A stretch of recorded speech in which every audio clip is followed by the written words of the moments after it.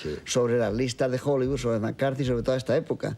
Y Caja como, de ahí, hojas. como aquí va a ser protagonista, me parecía innecesario, no sé, sacarlo ahora cuando va a tener mucho que hacer, mucho que ver en el número siguiente. Pero bueno, evidentemente es cine negro Sí, también, sí, lo suyo, está eso claro. sí. Lo que pasa Muy es que negro. y hay una tercera, habéis dicho dos personalidades importantes de la película, hay una tercera muy, muy importante y muy decisiva, que es el productor ejecutivo Dor Shari. Es la primera película que él hace en RKO, después de haber salido Disparado de Metro, donde se ha ocupado durante mucho tiempo. Primero ha sido guionista de películas clásicas que para una generación son inolvidables, como La ciudad de los muchachos, Edison el hombre, El joven Edison. Pasa de la Metro, y en la Metro, como ya le ven capacidad de producción ejecutiva, le dan las películas B. De ahí, cuando se regaña con Metro, pasa a Selnick. Está 3 años con Selnick y luego pasa a RKO.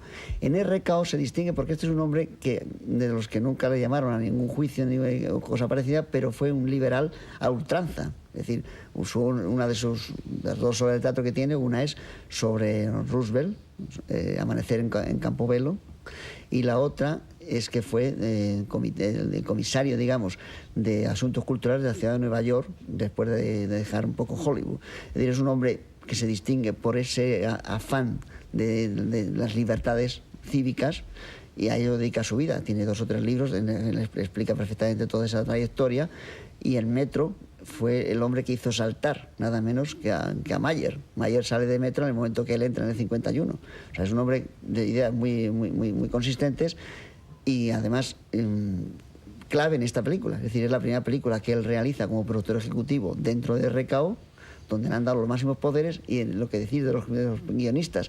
En Hollywood mucho revuelo, se celebró mucho su ascendencia, su ascenso a ese puesto, porque decían, por fin ha llegado a mandar en un estudio un escritor. Uno de los nuestros. Claro, uno de los nuestros.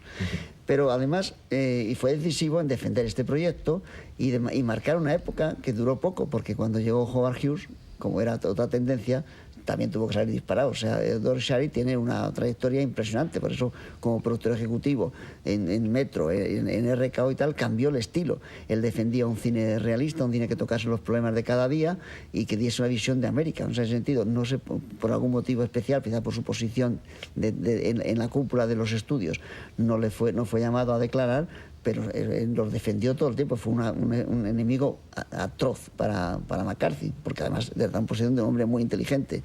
Y hace esta película con un director, como habéis dicho, Dimitri, que es de esos que a mí me gusta mucho ese tipo de directores, que han empezado de botones en la Paramount, que ha ido subiendo puestos en la producción, y luego ha sido un montador excelente, tanto que hay de los libros que él ha escrito, uno está dedicado solo al montaje, porque durante 9 años es uno de los grandes montadores de Paramount, y eso es su carrera. Dice que el montaje es definitivo.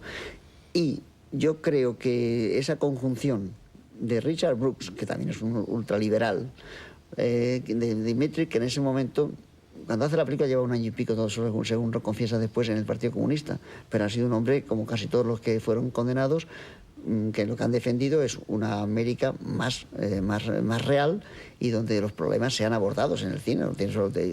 Cuando Shari llega a la Metro, dice, voy a hacer 2 tipos de películas, y así las hace. Voy a hacer películas entretenidas y películas de conflicto. Ya, pero Shari no era como estos eran del Partido Comunista. Sí, no, el otro era otro libro que tú tienes, ahora lo vamos a sacar. Y Adrián Scott también. Hombre, se ve su carnet, ahora vamos a mostrarlo en la cámara. Y lo que ha dicho Juan Miguel, que está muy bien explicada esa circunstancia de lo que sucede en el mundo cuando 2 superpotencias intentan hacerse dueñas del mundo, de verdad. Lo que sucede también es que el Partido Comunista, que ha actuado con mucha inteligencia, ha dicho, ¿dónde puedo yo colocar mejor a mi gente? Y los va colocando, es decir, va buscándolos entre los escritores, porque los escritores son la sustancia de la película, sobre todo en esa época, que eran muy respetados. O sea, que yo creo que en esta película tenemos esas circunstancias de un film. Yo creo que es una película negra, que tiene todas las características y que mantiene algo que ya tenía él en eso que hemos comentado de la Metro, que es una película B, porque RKO siempre fue un estudio menor, muy menor, y efectivamente la velocidad de producción es 20-22 días, y los decorados y todo, bueno, tiene todas las características de una película barata, hecha con inteligencia, buenos actores y con poco gasto. Y muchas gracias. Y con un operador portentoso que trabajaba a una velocidad de vértigo.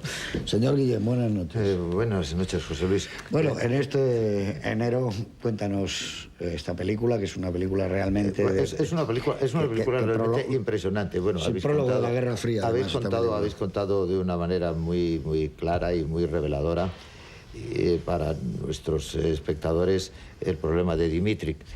Yo creo que solo me resta, y en muy poco tiempo, ya luego tendremos ocasión de hablar más de la película. A mí la película realmente es una película que me impresiona.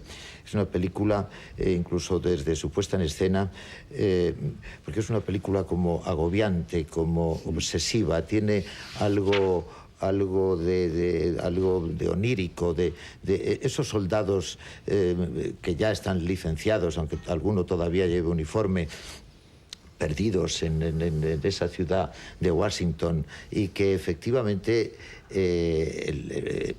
estamos obviando, pero yo creo que nuestros espectadores deben ver con suma atención, sobre todo la primera parte, porque es muy gracioso el pacto al que llegan Richard Brooks, que está absolutamente de acuerdo con que se cambie el problema homosexual por el problema antisemita.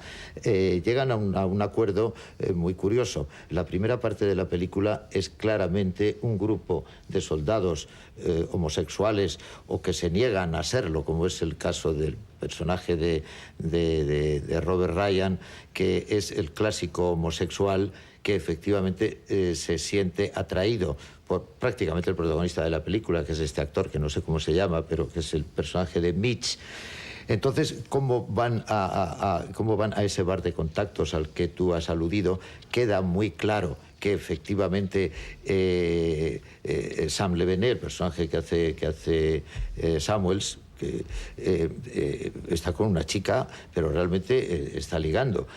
No tiene mucha explicación esa mirada llena de celos y de odio que Robert Ryan le dirige al chico cuando el chico se aleja y se va a hablar con la pareja. Luego Sam Levené se acerca con una sonrisa. Eso no lo han visto todavía. No lo han visto todavía. No, que digo que no lo han visto, claro, el público. Pero quiero decir que hay una primera parte de la película que es claramente homosexual y no han pretendido más que en un determinado momento, que me parece que Robert Ryan, en vez de decir este maldito marica o este maldito homosexual, le dice este maldito judío. Pero salvo ese dato, efectivamente estamos viviendo en un mundo homosexual.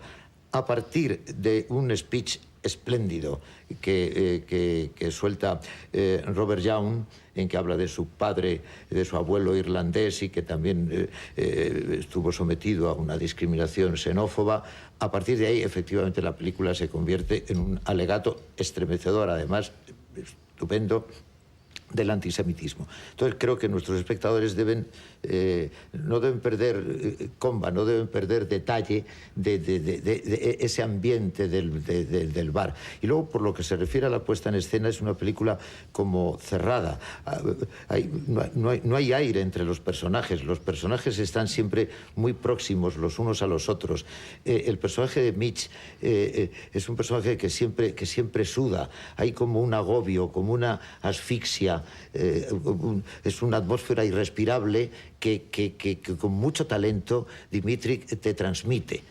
Y bueno, ya no digo más. A mí es una película que me ha que siempre recuerdo que la vi, me imagino que a los 17, 18 años, que quizá no entré muy bien en las claves. Yo en aquella época no sabía que existía una novela previa de Richard Brooks, pero sí ya corría por el mundo de los más o menos cinéfilos, corría que aquella película no solo iba de antisemitismo, sino que se había cambiado. El hecho es que es una película muy